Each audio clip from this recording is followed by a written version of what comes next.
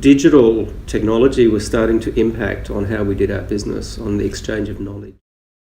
Because when I started in fashion, there's no mobile phone, no internet. Wow. So many years ago. Yeah. So we rely on the magazines all the time, like Vogue magazine coming from the UK or Italy. And I was very interested in what was happening in Asia. Very interested in China and the merging. I was very interested in Chinese fashion designers and how they were. Because in Europe, it took 200 years for fashion to develop. In China, it's 30 years, 40 years since the revolution. So compressed, the time. Is there any a fashion community in Australia? Yes, there's the Australian Fashion Chamber. It's a similar organisation. They control. You can Google all of this. They control the information flow. They give the awards. If you go to Melbourne Fashion Week or Sydney Fashion Week, they'll be very present there, and you'll see these people who are trying to support the fashion industry in Australia. You must realise in Australia the fashion industry. And I interviewed Australian fashion designers, from famous ones to small ones, about the impact of China on the Australian fashion industry. And I could see that their businesses were struggling. They were because my business was being impacted as well. My customer wants a cheaper price all the time. My quality is very high. I can't make my prices cheaper because my labour cost is high. If you could afford to go to Fashion Week, in Brisbane we have Brisbane Fashion Week as well. It's smaller than Sydney and Melbourne. Then it meant you had a business of a certain size, you could spend some money. That gave me the level. So I used the same principle in China.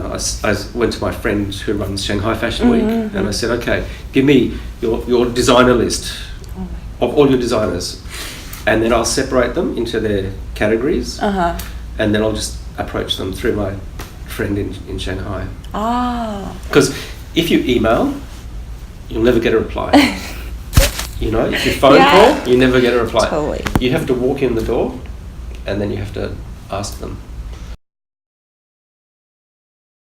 You have to be very careful when you're in China to ask the right questions. Ask the right question. Because, as you know, China is not a Western democracy.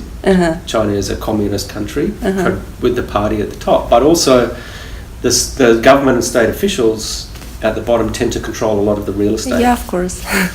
And if you've got money or relationships, you can get those stores.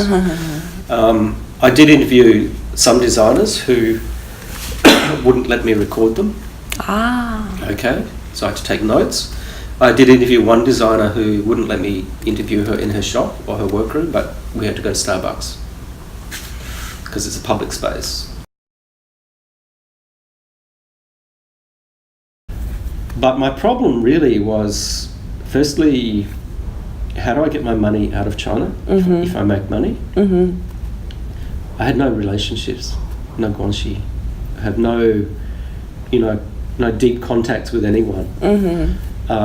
So then I'm relying on everyone, and I have to pay them small money all the time too. No.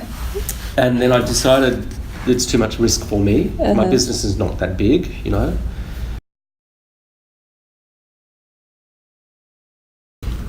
So that's just marketing. I mean, you can do this. You can develop your own profile through your journalism, or you can do a blog or whatever it is. When you get enough people looking, then you put some product to buy. Maybe it's a T-shirt with a special print or a special design. Maybe 30 RMB, 50 RMB, 100 RMB, and then slowly you will build your brand, and you can slowly move from being a blogger to being a fashion designer. Of a fashion runway show in the true sense. True sense. In the true sense, it was like a trade show. The designer sends his clothing down the runway. The buyers sit around the runway. They place their order for the next season. The buyers don't do that anymore. They don't come there anymore. Now in the front row is all the celebrities. Kanye and all these media kind of trash people.